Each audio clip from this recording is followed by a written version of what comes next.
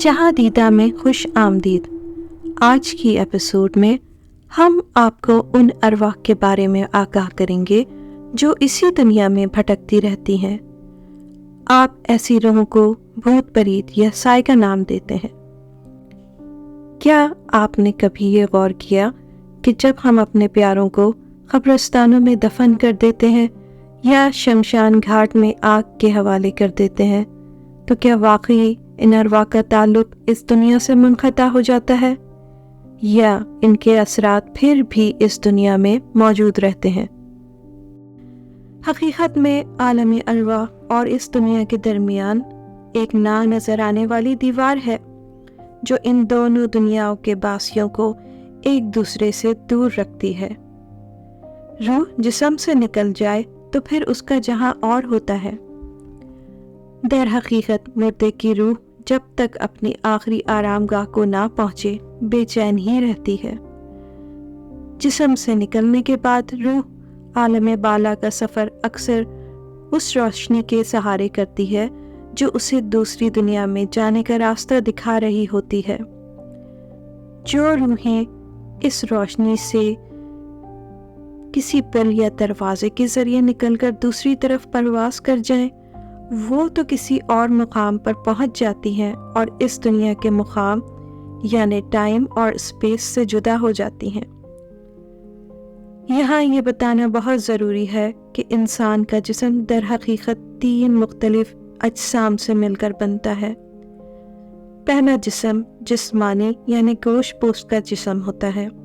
دوسرا جسم روحانی یعنی روح کا جسم جو انسان کے اندر موت کے وقت تک موجود رہتی ہے۔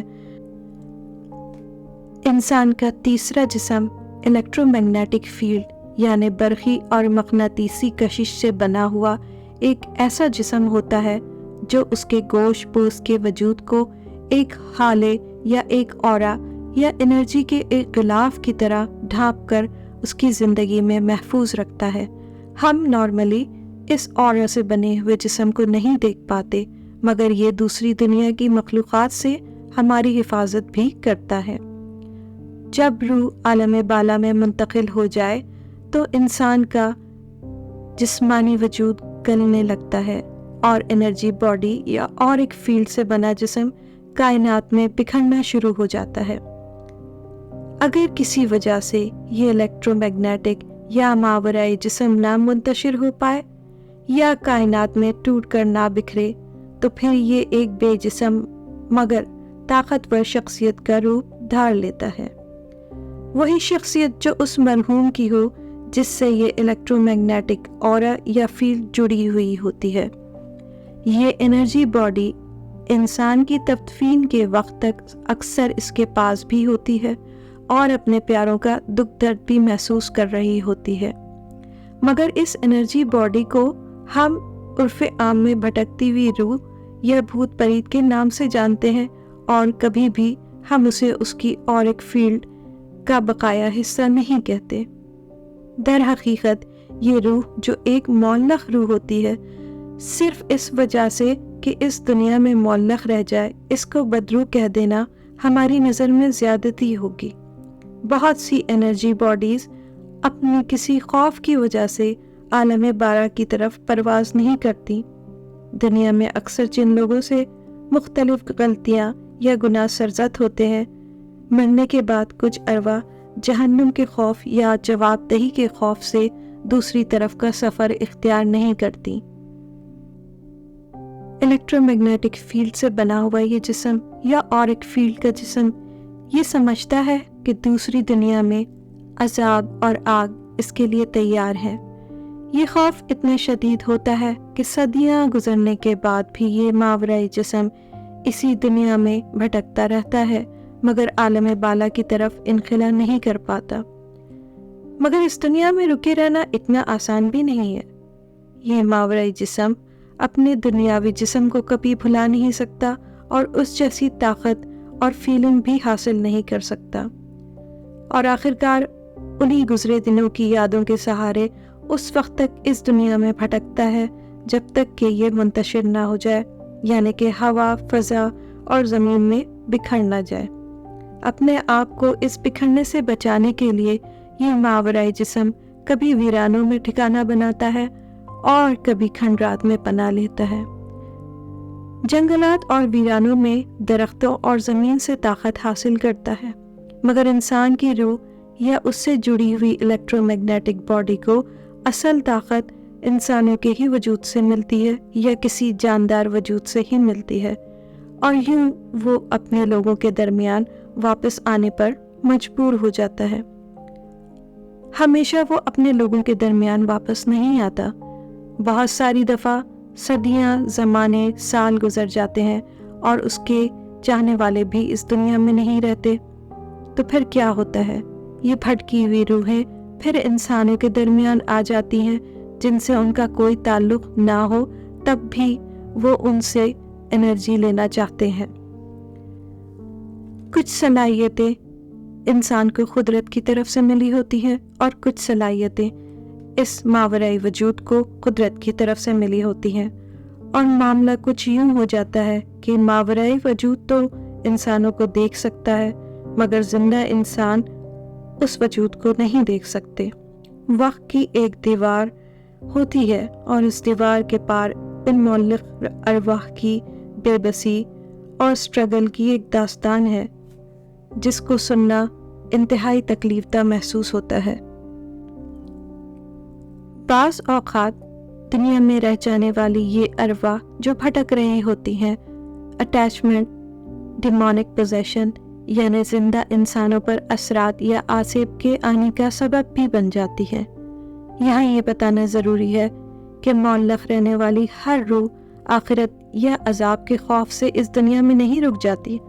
بہت سے لوگ حادثات یا قتل یا خودکشی کی وجہ سے بھی دوسری دنیا میں منتقل نہیں ہو پاتے، کیونکہ یا تو وہ ناگہانی اور اچانک موت کی وجہ سے اپنی موت کو تسلیم ہی نہیں کر پاتے، یا پھر شدید غم اور غصے کی وجہ سے یہاں رک جاتے ہیں کہ اپنا انتقام ان لوگوں سے لے سکے جن کے ظلم کی وجہ سے ان مرحومین کو یا تو قتل کیا گیا یا پھر ان کو خودکشی کرنا پڑی۔ یہ ارواح اپنے انتقام کی تکمیل کے بعد کیا کرتی ہیں، اس پر ہم آنے والی اقساط میں گفتگو کریں گے۔ فی الحال ہم ان ارواح کے اس دنیا میں بھٹکنے کا ذکر کر رہے ہیں جو ان کی مایوسی، گھٹتی ہوئی ماورائی قوت اور فضا میں بکھرنے کے خوف سے جڑی ہوئی ہے۔ یہ منتشر ارواح سرد اور تاریک مقامات میں چھپنا پسند کرتی ہیں، زیادہ تر ویرانوں کو پسند کرتی ہیں۔ دن کے وقت ان معلق ارواح کا زور رات کے مقابلے میں خاصا کم ہو جاتا ہے، کیونکہ سورج کی روشنی ان کے اورا کو یا ان کے ماورائی وجود کو منتشر کر سکتی ہے۔ اس لیے اکثر بالائی مخلوقات، ارواح اور منتشر اجسام سورج کے ڈوبنے کے بعد اس دنیا کا رخ کرتے ہیں تاکہ وہ لوگوں سے یا ان کے اورا سے یا ان کے وجود کی طاقت سے اپنے آپ کو طاقت مہیا کر سکیں۔ یہ بھٹکی ہوئی روحیں انسانوں کے وجود سے ایسی طاقت اس لیے حاصل کرنا چاہتی ہیں کہ جب یہ طاقت ان کے الیکٹرو میگنیٹک یا اور ایک وجود کو ملتی ہے تو پھر ان کے اس دنیا میں رکے رہنے کے زیادہ مواقع ہوتے ہیں اور وہ ہوا اور فضا میں منتشر نہیں ہو سکتی۔ کئی منتشر ارواح دن کے وقت قبرستانوں میں ہوتی ہیں یا قبروں کے اندر ہی چھپی رہتی ہیں۔ یہ سورج غروب ہونے پر باہر نکل آتی ہیں۔ سوال یہ ہے کہ لوگوں سے ان کو یہ تقویت یا انرجی کس طرح ملے گی؟ مختصر جواب یہ ہے کہ لوگ خوفزدہ ہوں یا دکھی ہوں یا ان کی توجہ اگر ایسے معاملات کی طرف بڑھ جائے تو پھر ایسی ارواح ان پر حاوی ہو کر یعنی کہ ڈیمونیکلی ان کو پوزیس کر کے بھی ایسی توانائی حاصل کر سکتی ہیں۔ یہ ایک بہت طویل موضوع ہے، بس اتنا جان لے کہ دن بھر ایسی ارواح یا منتشر وجود اپنی یا کسی اور کی خبر میں قیام کرتے ہیں۔ یہ اپنے گلے سڑے جسم کے پاس بھی قبر کے اندر موجود ہوتے ہیں، اس وجہ سے یہ بو باس ان کے ماورائی وجود سے اکثر چپک جاتی ہے۔ یہی وجہ ہے کہ جن گھروں میں اس طرح کے اثرات ہوں یا آسیب ہوں، وہاں کے لوگ اکثر گندی بدبو یا گوشت کے سڑنے کی بدبو کی شکایت بھی کرتے ہیں۔ یہ اس بات کا ثبوت ہوتا ہے کہ روح اپنے قبرستان میں موجود کسی گلے سڑے جسم کے پاس وقت گزارتی رہی ہے۔ سوال یہ ہے کہ کیا ساری ہی ارواح جو بھوت بن جاتی ہیں وہ یہی کچھ کرتی ہیں، اسی طرح لوگوں کو تکلیف پہنچاتی ہیں اور ان سے اپنی طاقت حاصل کرتی ہیں، یا ان کے کچھ اور معاملات بھی ہیں؟ اچھی روحیں بھی تو ہوتی ہوں گی جو اس دنیا میں رک جاتی ہیں، تو پھر ان کا کیا معاملہ ہوتا ہوگا؟